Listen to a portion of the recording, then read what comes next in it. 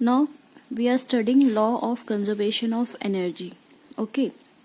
तो law of conservation of energy में मैंने आपको क्या बताया था कि हम एनर्जी को क्या कर सकते हैं, ना ही क्रिएट कर सकते हैं ना ही डिस्ट्रॉय कर सकते हैं. ठीक है, एनर्जी कभी भी खत्म नहीं होती ना ही बनाई जाती है. ठीक है, वो हमेशा एक फॉर्म से दूसरे फॉर्म में कन्वर्ट हो जाती है, चेंज हो जाती है. ठीक है, और इसी को हम क्या कहते हैं, law of conservation of energy.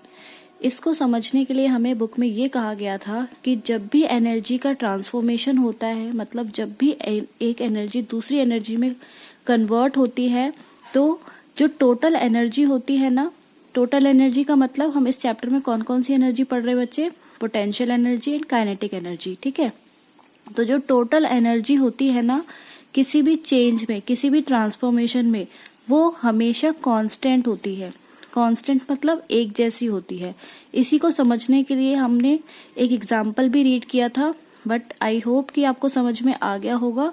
अगर फिर भी नहीं आया है तो हम उसको एग्जाम्पल से आज समझते हैं. ठीक है, अब यहाँ पर देखो मैंने एक डायग्राम बनाया है. इस डायग्राम में क्या है बच्चे, देखो ये एक हाइट है.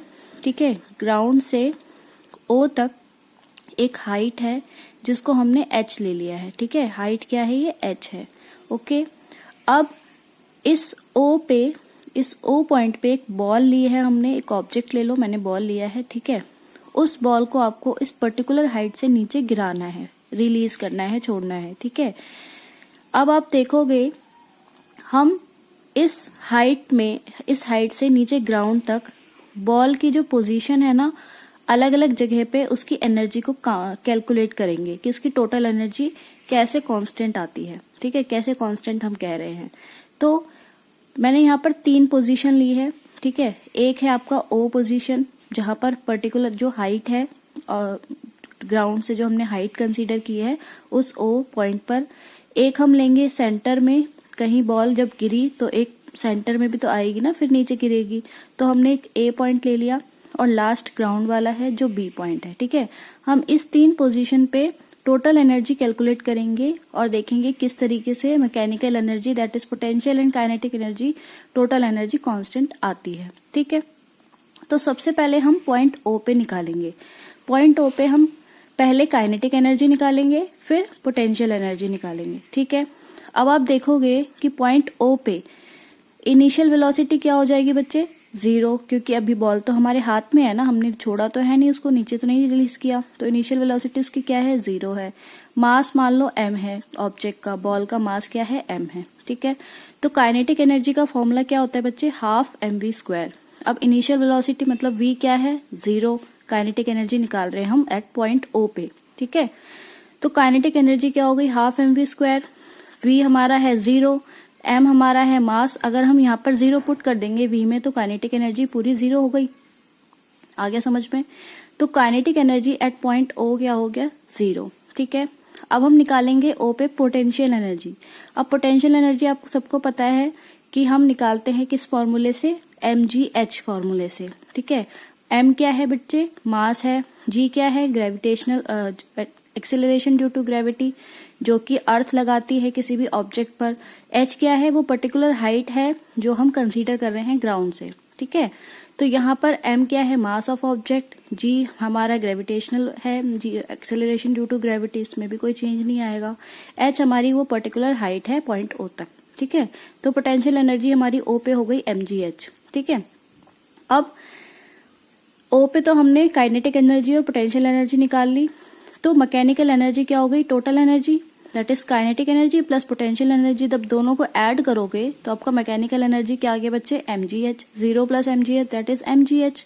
तो एट ओ पे हमने टोटल एनर्जी निकाल ली, क्या आई हमारी, mgh. ठीक है, अब हम पॉइंट ए की बात कर रहे हैं. अब पॉइंट ए पे हम काइनेटिक एनर्जी और पोटेंशियल एनर्जी निकालेंगे. ठीक है, अब आप देखो काइनेटिक एनर्जी का फॉर्मूला हाफ mv². अब सपोज कि बॉल आपने यहां से रिलीज कर दी, अब ए पॉइंट पे उसने कुछ ना कुछ हाइट तो कवर की होगी ना. तो सपोज कि हमने यहाँ पर एक हाइट ले ली x, कि x डिस्टेंस उसने कवर कर लिया पॉइंट ए तक. ठीक है, अब काइनेटिक एनर्जी क्या होता है, हाफ mv². अब हमें m तो पता है, m मास है ऑब्जेक्ट का, v हमें नहीं पता, तो v को हम कैलकुलेट करेंगे किससे, थर्ड इक्वेशन ऑफ मोशन से.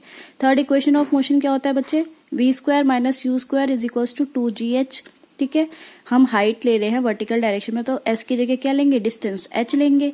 ठीक है, अब वी स्क्वायर हमें कैलकुलेट करना है, यू हमारा 0 है, जैसे हमने देखा था इनिशियल वेलोसिटी 0 थी, तो एच हमने क्या लिया है, एक्स डिस्टेंस कवर किया, तो एच की जगह क्या आ जाएगा, एक्स। तो वी स्क्वायर की वैल्यू क्या आ गई, 2gx। अब इस वी स्क्वायर की वैल्यू हम पुट कर देंगे इस इक्वेशन में, काइनेटिक एनर्जी इक्वेशन में। ठीक है, तो kinetic energy at point A क्या आ गया, हाफ एम 2gx, 2 से 2 कट गया, वैल्यू क्या आ गई, mgx। इतना समझ में आ गया। अब काइनेटिक एनर्जी ए पे हमने निकाल ली, अब पोटेंशियल एनर्जी ए पे निकालेंगे। तो पोटेंशियल एनर्जी ए पे निकालने के लिए क्या करेंगे बच्चे, फॉर्मूला क्या होता है, mgh। अब हाइट हमारी h तो रही नहीं, अब तो हम पॉइंट ए पे निकाल रहे हैं ना, तो टोटल हाइट हमारी क्या थी बच्चे, यहां पर देखो आप, टोटल हाइट हमारी क्या थी, h। अब उसने डिस्टेंस कितना कवर कर लिया, x, तो इतना डिस्टेंस तो उसने कवर कर ही लिया ना, अब बचा कितना, ये वाला डिस्टेंस। तो ये वाला डिस्टेंस निकालने के लिए क्या करोगे, टोटल में से ये x माइनस कर दोगे, तो टोटल क्या है, h माइनस क्या कर दोगे, x। तो हमारा जो a पॉइंट पे हमारा जो h होगा वो कितना होगा, h minus x। So I hope कि आपको पोटेंशियल एनर्जी a पॉइंट पे समझ में आ गया, mg, और हाइट क्या हो गई, h minus x। Now look, अब पोटेंशियल एनर्जी क्या हो गई, mgh। अब फॉर्मूले को ओपन करोगे, ब्रैकेट को ओपन करोगे, तो mgh माइनस x था ना अंदर, तो जब मल्टीप्लाई करोगे तो आ जाएगा mgh माइनस mgx। ठीक है, अब टोटल एनर्जी निकालोगे ए पॉइंट पे, तो टोटल एनर्जी क्या होगी बच्चे, kinetic energy plus potential energy. Kinetic energy हमारी आई थी mgx, पोटेंशियल एनर्जी हमारी आई थी mgh माइनस mgx। ठीक है, mgx से mgx कैंसिल आउट हो गया, हमारा क्या बचा, mgh। तो मैकेनिकल एनर्जी जो टोटल एनर्जी ए पॉइंट पे आई है हमारी, वो क्या आ गई, mgh। अब हमारा लास्ट पॉइंट क्या बचा है, बी पॉइंट।